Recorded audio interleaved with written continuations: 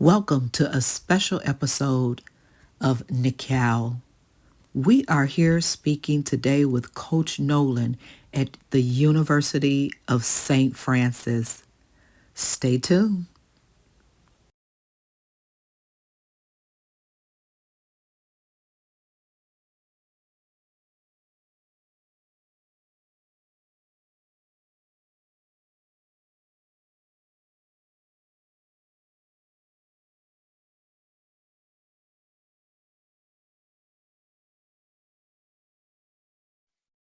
Awesome. St. Francis. hmm And Coach Nolan, you've been here how long now? 27 years. 27 Yeah, years. this year is 27. Wow. Wow. Now here's some players over here. What are they? Those are Okay. soccer. Okay, They there. have their soccer practice over here in the evening. Okay. Okay. And then we had our football practice this morning at, I think I was here at 5:30 a.m. Jesus. And we practiced from 6 to 8. Then we had meetings at 11:30, 12, and 3:30. Okay, what are those meetings about? Just game planning, trying to get guys on the right page, to do the right thing. Okay. Now coaching is it takes a special person to coach. Yeah, I think so. What do you think is the main a characteristic that you absolutely have to coach? You got to care about kids. You got to care about their well-being. You also have to care about what happens to them when they leave here, or even in high school. Because I coached 18 years at Southside and 27 going on 27 here, and I'm still the track coach at Southside. But you got to look out. I mean, you have to let kids know that it's beyond the sport that they're playing. Mm, It's bigger than just the sport.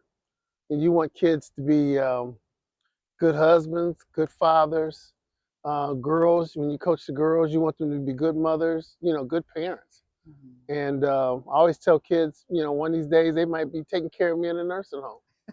So if I treated them bad, heck, I might not get some food or Okay. Don't want that to take no, place. don't want that to take place. But no, you have to, you just have to love the sport that you're in, but you also have to care about the after sports with kids, I think. Hmm. Wow. Okay. We are going to. So, so obviously, coaching is your like your dream position, It's been right? it's been part of my passion. I had my older brother was my high school football coach, and he used to take me to high school football games with him when they were Oh scouting. And wow. even when I was in college, I would help do the scouting report sometimes. So when I went to South Carolina State, so it's always been a passion. Wow. Now you said a gallery report, Scouting report, scouting report. Okay. just to talk about the other team, personnel, Oh. just that kind of stuff. Okay, okay. Now, what do you find is like the most difficult part of being a coach? Because you do females and males, you hmm do track and Do track and football. football. Um, Parents. Y'all hear that, don't y'all?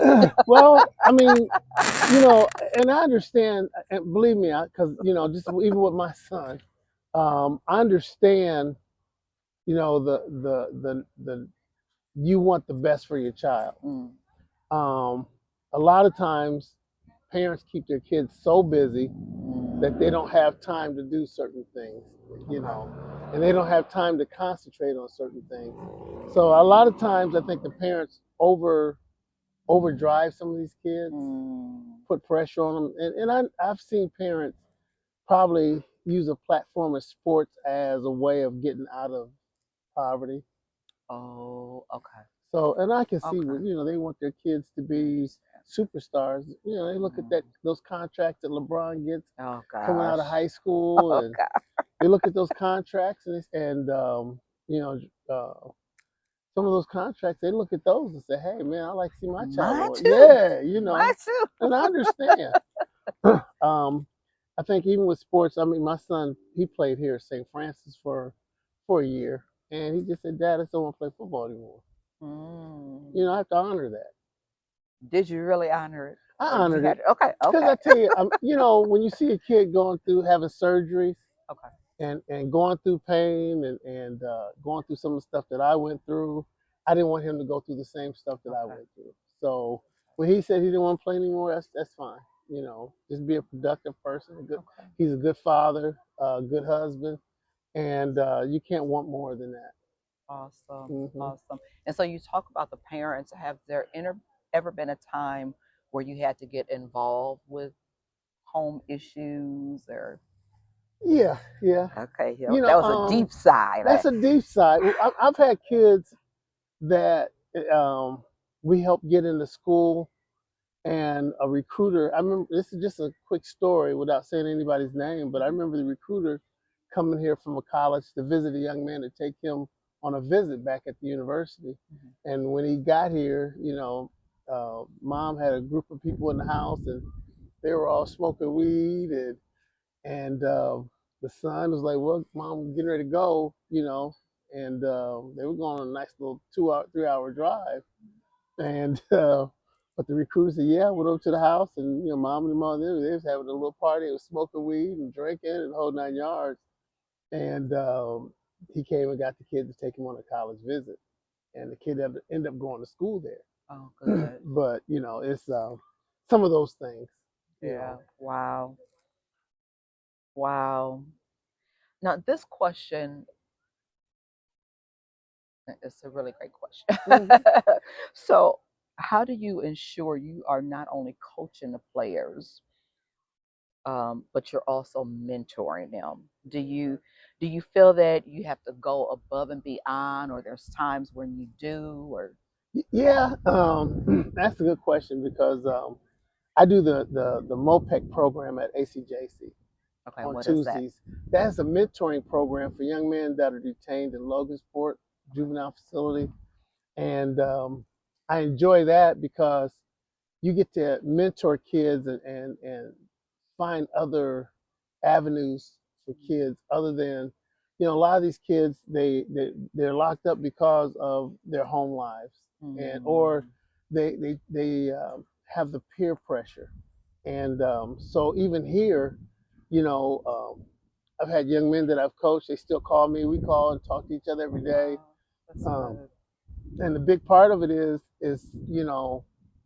there's a couple young men. I'm using this as an example. There was a couple young men that I coached here. They were from Indianapolis, and it, big part of it is, when you're coming from a different area of India, they don't know if you're going to get your degree or not. So I Mm, took them under my wing and right now they're like sons to me. When my nephew got murdered, one flew in from Houston, the other one flew in from Florida just for the funeral, wow. Oh, that's um, awesome. just to come in and be with me during that time and fly back.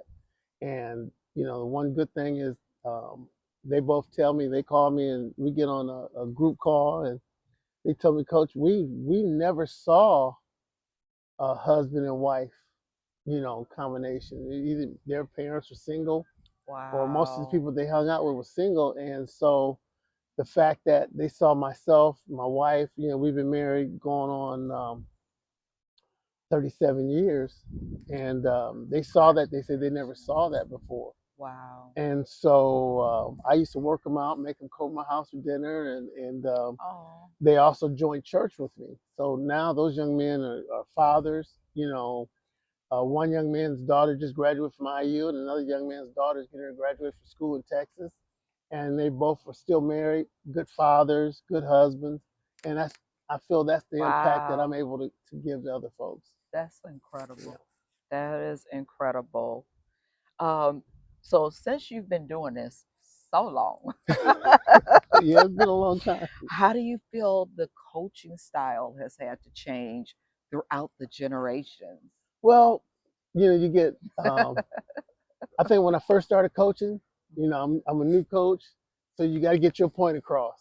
Okay. So you're going to be harder.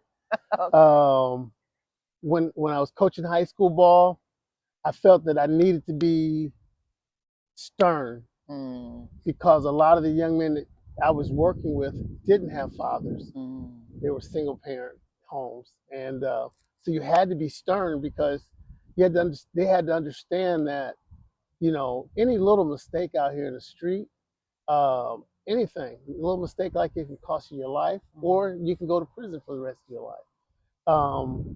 Now that I'm older and I've been doing it for a while, and I even young coaches here, I just feel like I don't have to be as stern. I can be more. Um, I can still be stern, but I want those kids to understand that there's two different ways of coaching. Okay. And I think the one way I feel like coaching them now is, I want to be positive because a lot of times when they're going through things, it's negative. Mm, Yeah. that's true. Yeah. Catching the bees with honey. Yes. Yes. Yes. Now, this is my absolutely favorite question that Okay. I ask every person. Every person. Have you ever wanted to quit? And what did that moment look like? Have I ever? Yeah, I've been in those situations where, I feel like sometimes you run past your time. Mm, Um, and then matter of fact, I feel like that sometimes, even now, you feel like you run past your time. Um, but in my mindset is like, hey, I've missed family reunions. I've missed mm, weddings, missed graduations. There's a lot of things that I've missed coaching. mm. And, there's things that, and I'm really uh, lucky because a lot of times my wife is Karen. She's been there at my sporting events for football and track. Mm. So that way she doesn't miss out. So I don't miss that husband wife Oh, time, but wow. because she's involved with whatever I do. But there's times when you be like, man, I want to, I don't get a chance to go back to South Carolina. I want to go back to South Carolina State and go to some homecomings and, Oh, yeah. visit some friends and travel a little bit more. And that put me in a situation where I don't get a lot of vacation time. Oh, Because when I wow. leave football, I go right into track. And when track season's over, not even when it's over, during track season, you got spring ball, you got recruiting. My brother and I were in Ohio a lot this year, recruiting up in Ohio. And so you miss out on getting that vacation time. I don't think I had a Wow. vacation over 10 years, not a Wow. quality vacation, you Wow. know. Wow. Well, so I did see you guys have played one game We had already, our right? first game was last week. Okay. Yeah, So last week. yeah. Okay. So if people, where's the next home? It's here. Is the next one The next one's here Saturday. We play Saturday, you Saturday. guys? At 1 o'clock, we play Siena Heights. They're actually closing that university, so those kids, Really? yeah, they are. So the kids are. It's going to be a good game, and we're going to get back on track. Um, we have some really good kids here and some good coaches. So I always say that we've had some stumbles here and there, but our kids have been resilient and they've been working hard. So kind Awesome. of proud of them. Well, September the 6th, you guys, 1 o'clock 1 o'clock. here at St. Francis. It's actually Youth Day. Youth. Youth Day. So we have. I know some of the Metro teams that bring their kids out. Oh, Uh-huh, really? and they'll stand here and kids will give them gloves or they'll high five them and those kids get excited Oh, and that is it's cool. kind of exciting to watch because even though the kids are in college, they don't understand. I always tell them, even though you're in college, you're a mentor now, Yes. and kids are gonna look up to you when they see you in that uniform. They're gonna look up to you, That's and they're gonna want to hey, pat you on the back or they want to see some positive stuff out of them. wow. That is so cool. Yeah, it really is. It really is. That sounds cool. Is there anything else you want to share with the people? Just anything. You have any? No, just truly been blessed. You know, I always thank God for the opportunity to do the things that I was been allowed to do. Mhm. I think without God, it'd be wouldn't be able to do the things that I do. Mm. And God has been a big focus in my life, even lately. just even after losing my mom, and I just recently lost my mother by May, Wow. and it's been one of those things to where um, I want to see her again, so I want to get closer to God. So, and I think that's the big part of my life, and got some really good people around me as far as my son, my daughter-in-law, my little bubbly granddaughter. We call her Rugrat, but and my wife. We've been really working hard as far as our faith. Also, I do tell kids that I tell my kids at Southside um, to always have faith of a mustard seed. And I said, just that little pin size um, mustard seed. I said, if if anything, if the faith that you have, you can move mountains. Mm. And I love that part. Awesome. Awesome. Oh, we are in the way. Oh, we got soccer. We got girls soccer. We got boys soccer. Uh, there's always something going on out here. We got Okay. 3 or 4 teams in the weight room, and like I said, I've been here since 5:30 this morning, and Wow. haven't been home yet. So, Okay, well, we're gonna get you home now. So. but no, thank you very much. No, thank Thank you you so for much your for time. taking I time out to appreciate do you. this. Thank you. I Thank you. appreciate Yes, it. thank you. You guys, y'all have a great day, and don't just have a great day, but make it a great one for somebody else.